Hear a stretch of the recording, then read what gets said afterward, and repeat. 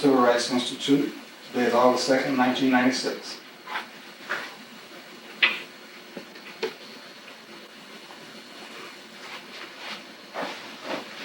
Mr. Rutledge, I want to thank you for taking time out of your schedule. I know. Like I told Miss Hendricks, I said, you know, on Fridays it's a very busy day, but I said, if I don't knew, you know, Wednesday, I had a whole full day Wednesday, because some of the schedules was changed. Right.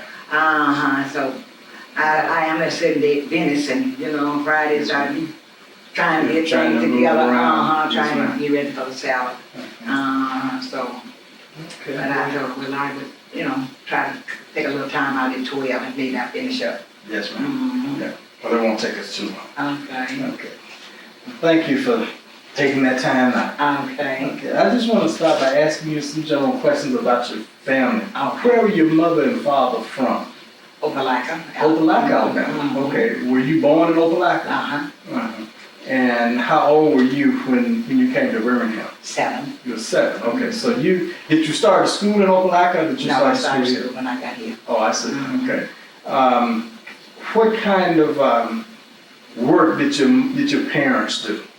Well, my mama, she just kind of did domestic work, and you know, my daddy, he was a preacher, so he went around, you know, he was pastoring little churches down there. Oh, I see. So he was a minister. Right. And then he moved to Birmingham, and did he stay in the ministry when he came here? He stayed in ministry till he passed. I see. I forgot what year he passed, but I know what Did he work outside of the? Yeah, he worked, what did he work for? Do you remember what kind of work he did? I'm trying to think, looked like he worked in Stockholm. Stockholm, okay. I can't Stockholm, I'm not real, I'm Right. But he pastored church as well. Right, yeah, Okay. right there in Birmingham. And then your mother did domestic work here in Birmingham as well. Right. Did the people that she worked for, did they live in the neighborhood or near you or? Yeah, kind of in the neighborhood. She didn't have to, you know, transfer, riding a bus to get the job. Okay, so she didn't work over the mountain? No. Yeah. I did, but she didn't. Okay. And you were raised up in Woodlawn. Yeah. What school did you go to? Patterson. Patterson. Okay, that's where you started first grade. Do you remember starting first grade there? Yeah. What do you remember about that? I remember my first teacher was named Mrs. Braggs. I think she taught me in one of those in the 2nd grade, I think. And I was kind of skipped from the 1st grade to the 3rd grade. And so after the school got, when we couldn't attend the school, we had school at one of the churches out there. We went to school at Jackson Street Baptist Church for a while. Why? Was it something happened to the school? Yeah, they was overcrowded. Oh, I see. So some would go to the school and some would go to the church. Okay. That's right. Yeah. Did you have brothers and sisters? No, I didn't. No brothers and sisters. Okay. You went from Patterson School to what was your next school that you went? Next school I went to was Lincoln after that. But, you know, To Lincoln? Oh, okay. And after I left Lincoln, I went to Industrial High. Okay. So I went through to the 11th grade at Industrial High. Yes, ma'am. What did you remember about Industrial High School? Well, I like to sing, and I sang in the choir. Okay. All right. And then I would go to sewing. I didn't like sewing too much, but I had to get the grade, so I had to go do it anyway. All right. Yeah. I like singing. And how did you get from Woodlawn to school? Well, we had this little old streetcar, I think. We used to ride the streetcar from out there in Woodlawn to downtown, and sometimes we would walk on from there to, you know, out to Parker. And that's still quite a distance from downtown to Parker. Oh, I know. But you go and with a bunch of other girls, at the time looked like it's just right around the corner. Right. And then we had this car fare to, you know, stop by some rolls and whatever.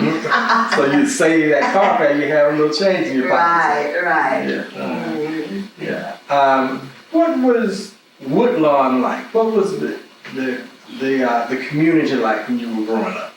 Well, community was kind of quiet in those days, you know. Mm-hmm. I was all this, didn't have all this stuff going on, like television and videos and stuff, you know. It just plain old everyday thing. You go to church. The most thing that we did was go to church and go to school, you know. Mm-hmm. So my parents kept me in church. I had everything they had at church. I had to be there. Mm-hmm. So I had very little outing, you know, going.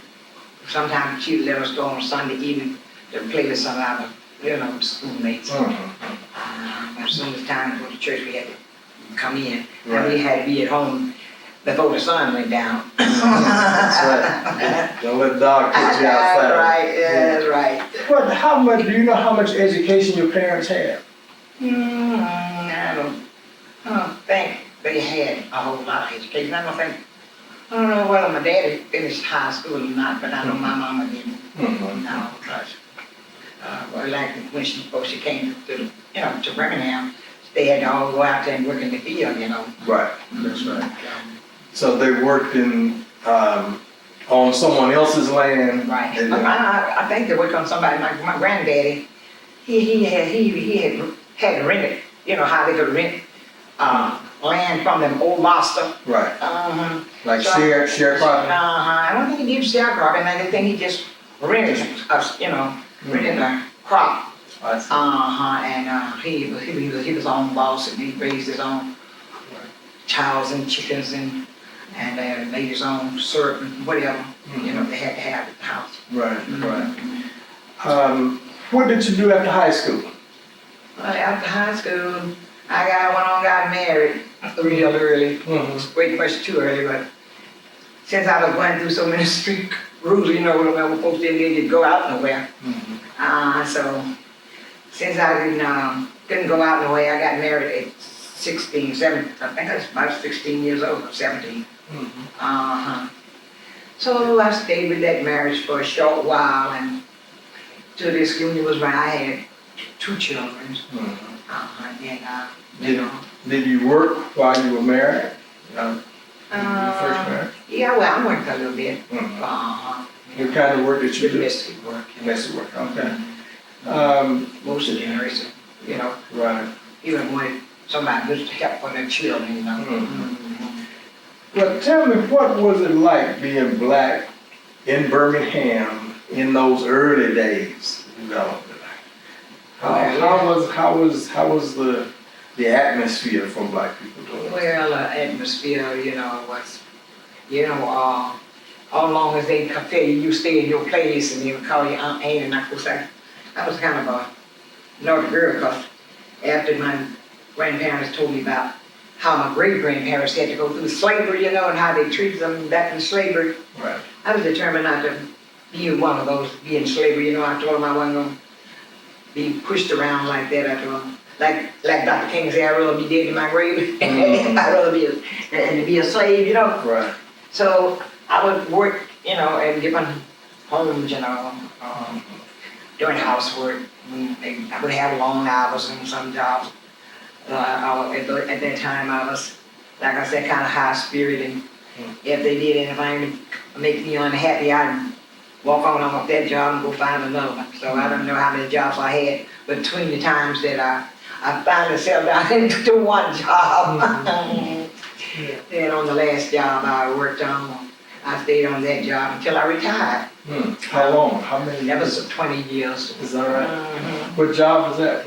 I was doing housework. Was this with a family here in Birmingham? Right. It was my daughter and his mother. They stayed together, you know. Did they live in Woodlawn? No, they stayed in East Lake. They was out there in East Lake. I see. I'd ride the city bus to go down to their house, or either sometimes she would pick me up. That then, I'm sure, was an experience, because what you were doing then was you were raising your children at the time. Right. And so, in raising your children and attempting to give the best that you could for them. That's right. It was necessary for you to do whatever was necessary. Right. And this daughter, she was about the size of my daughter when she got to be in high school.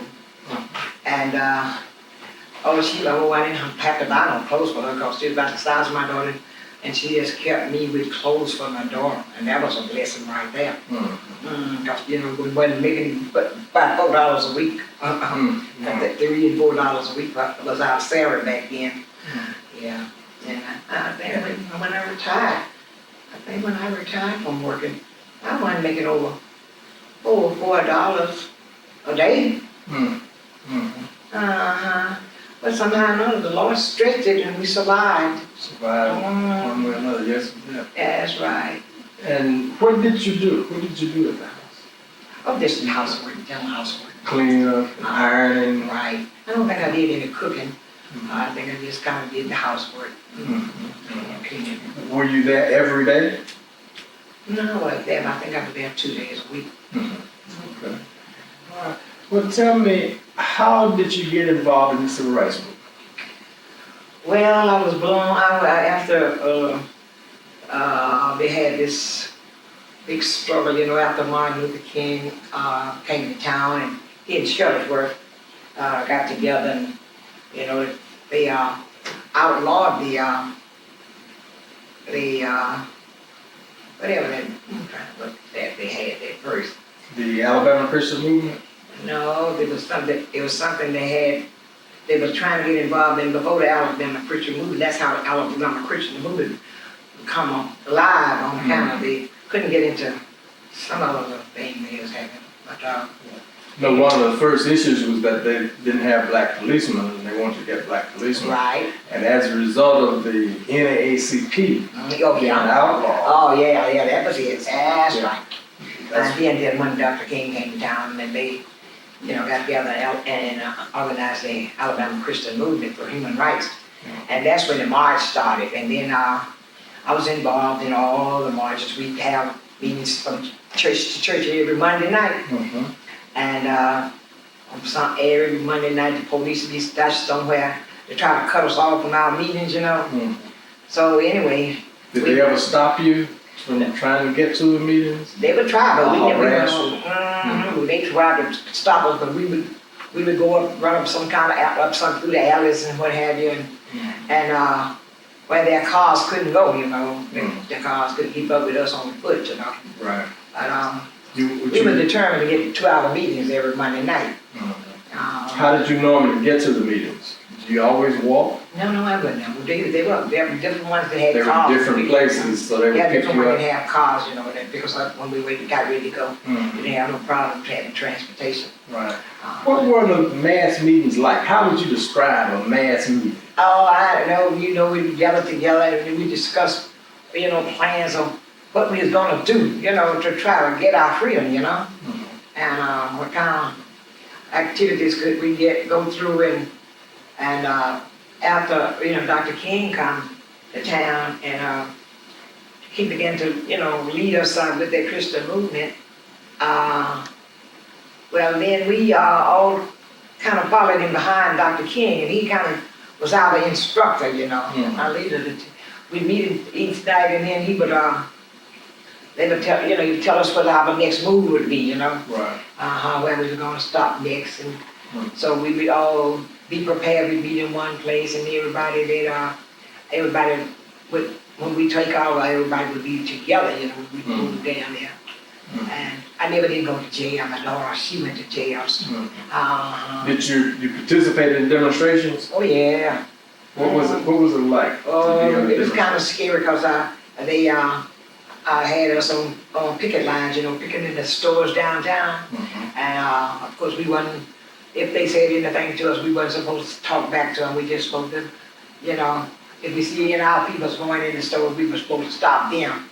But we wasn't supposed. They would come by and have rices and say nigger, or what do you Negroes want with me? So I just kept walking and singing, We didn't really pay any mind. What stores did you picket? His ass and Birmingham. But you were never arrested? No, I never did go to jail. My daughter had 2 children, so she went to jail, not babysit. Needed someone out to take care of the baby. Right, yeah. How many times do you remember demonstrating? Did you ever do any sit-ins? Yeah, we did sit-ins and whenever they'd point a place for us to go and tell us where we were supposed to go, Right. Well, we would go to this designated place and we would go and we'd sit for hours and hours and hours, and sometimes we'd have a man out there on the field, that we would have to kind of stay put so we could look out for them, that see that they wouldn't nothing happen to them, so we could wow them and everything. Mm-hmm. Boy, it was something else out there in the streets, marching and old Will Connor. He had the dogs on us out there in the park. That very park right in front of my house now.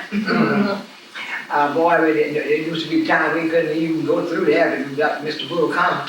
We put the dogs on and drowned out our children with the hose and everything. Right. And 16th Street, and was our really headquarters in St. James Baptist Church. That would be our headquarters. We mostly meet at those two churches every week, Right. And of course, when they asked for who would be willing to get out and go out on the field the next day, a whole bunch of them would raise their hands up and stand up, but very few of us met up to go, Yeah. But I guess I wasn't one of the scary types, so every time they said let's go, I was right there with them, What about Fred Shuttlesworth? Oh, Fred was, Fred was a juror, Fred was just like, he wasn't scared of nothing. They bombed his house and his church, and he even blew the mattress off up under him when he was in the bed at his house. But he didn't get a scratch on him, so he said, well, that didn't stop him, he went right on back to his responsibilities, and he stayed with the movement until he left here and went to Cincinnati to pastor. So he's pastoring in Cincinnati now. Right. And Reverend Gardner, he's still having the Christian movement at Mount Olive Baptist Church every Monday night. There's very few that, participates, but they still carry on. Still carrying on. And Abraham Wood, he's the president of the Southern Christian Leadership. So they still meet. I don't do no meeting with them anymore. And I went them on the march on Washington, D.C. You did go to the March on Washington? I marched in Montgomery. What was the March on Washington like? Oh, it was beautiful. Boy, every nationality was there. Boy, you seen folks there. And they didn't think about color when we was in that march, Everybody was just everybody else's sister and brother, And we just all in there together, and we gathered around the statue. We did one of the statues we gathered around. Washington Monument. There where Dr. King gave his been on to the mountain speech, Right, that's right. Oh boy, it was a great experience. Oh, I'm telling you, I never will be in another experience like that again. Did you think as a result of participating in that America had changed and things were really going to be better? Well, it got some better. We got where we could go into, we had black water and white water, and black restrooms and white restrooms, and we all had to get up in the back of the bus, or stand up while the whites had all in the front. They put a rope between us on the bus where we couldn't go beyond that board, and we'd have to all stand up back there in the corner, And we couldn't drink none of that white water. We saw it on the street, and the fountains, and in the bathrooms. So, but we went through it just the same. I didn't get a chance to go to the march on Selma when Dr. King got killed, but that was tragic. Yeah, he was killed in Memphis. No, That was the one in Selma on Bloody Sunday. Right. Where they were actually King wasn't there on Bloody Sunday, but they were beaten, and then he came on later. Yes, ma'am. Do you remember when the 16th Street Baptist Church was bombed? Yeah, I remember when it got bombed, but I don't know where I was at that time. I don't know where I was at that time. But were you you in Birmingham? Oh, yeah, I was in Birmingham, but I'm trying to think, I don't know where I was when that church was bombed. We just heard about it. Right. You didn't come down to the... No, I didn't come down to the church to see it. Right, right. What kind of activities were you involved in after the demonstration that took place in April and May of 1963?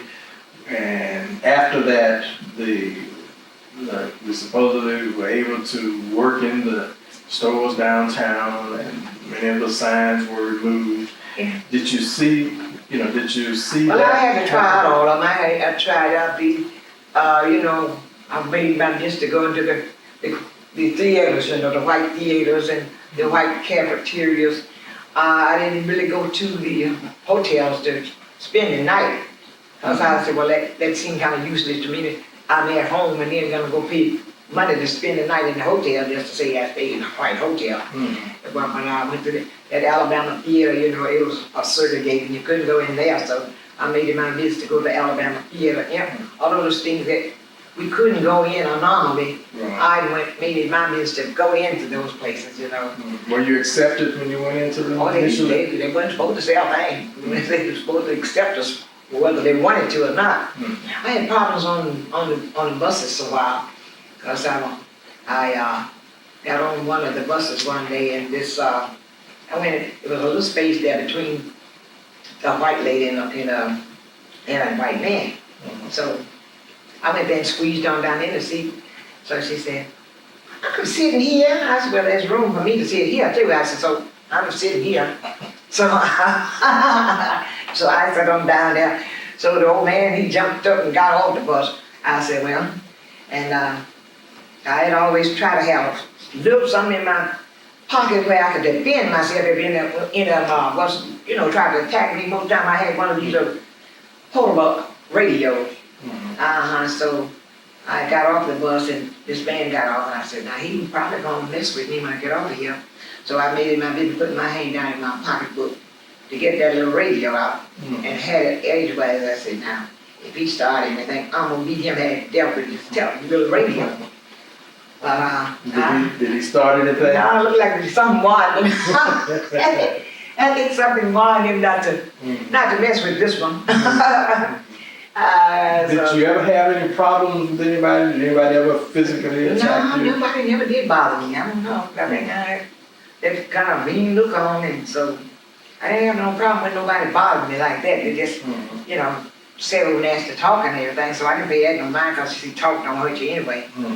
So I just never did retaliate, but I just went on about my business. Yeah. What do you think the movement actually accomplished? Well, we got the civil rights place here. That's one of the accomplishments we made. They didn't want us to have it, but we did get it. And then we got over black mail that's been there for 12 years, I think. And that was a great big old thing. We got black lawyers and we got black judges and councilmen and all of this. So we've come a long way, but we still got a long ways to go. Right. Have you gone through the Institute? Oh, I've been through here so many times that I'm supposed to have a key.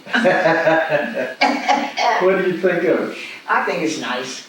And I think it's been robbed one time since it's been here. I used to work down there in the gift shop. You were doing volunteer work. Right. I worked down there till the young lady that was over it, I think she gave it up, and after she gave it up. And I found out that I wasn't doing no kind of wasting time just coming up there, sitting up, looking out the window.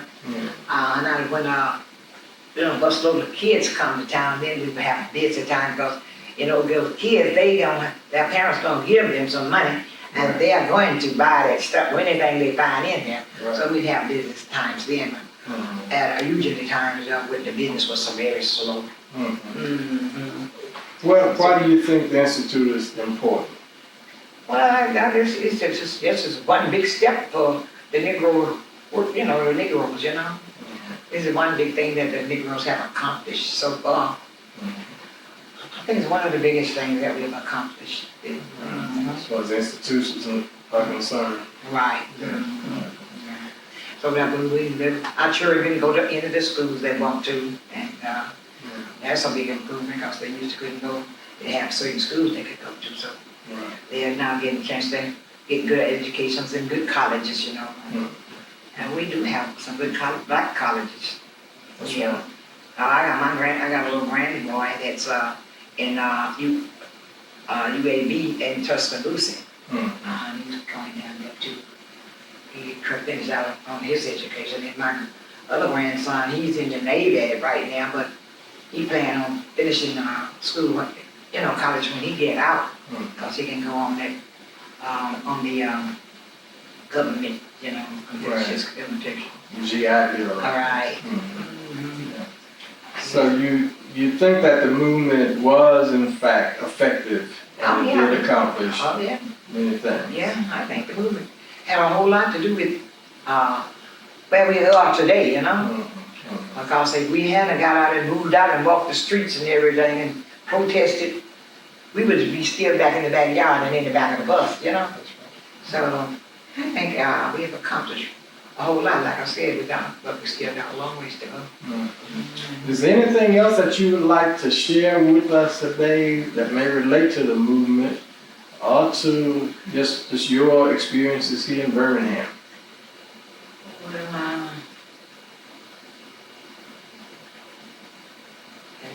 really, important that I've experienced, I was just glad that I was alive at the time, you know, that I could be part of it, you know.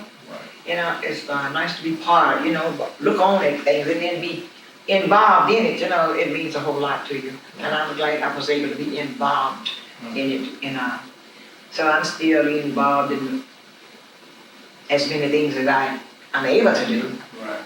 So like I said, at my age now, I'm 85 years old. 85 years old.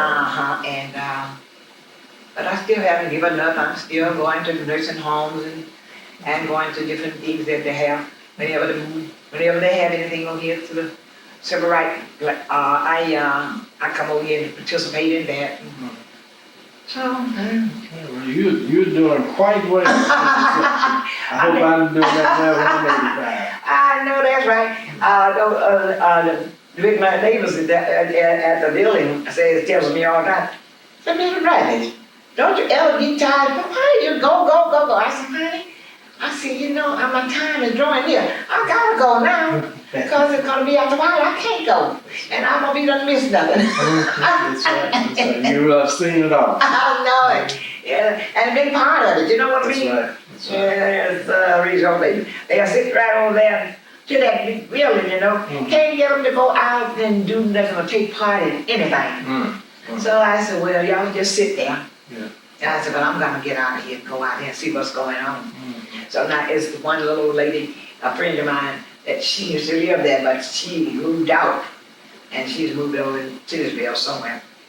And anything that went on here at this institute, anything else going on at the churches, all I had to do is call her and I said, Dorothy, let's go. They're having such and such thing. Meet me downstairs and such and such a thing. She'd be right down there, me and her take off. So you're still very active. I know, and I tell you, I told her yesterday, I said, Dorothy, I wish you could meet me down to the institute tomorrow, so we can go and get interrogated. Oh, yeah, we could have brought them with you. I know it. And she, I think I really might she let me down when she moved, because she was kind of my right arm. Right. Because she can't get none of another dead heads to do nothing. But sit there and look out the window, peep and complain. Right. Ms. Rutledge, I want to thank you for taking time out this day. You've been very helpful today. Okay. Certainly do appreciate it. Okay. I'm glad to be of service. For the little bit I knew, I had experience.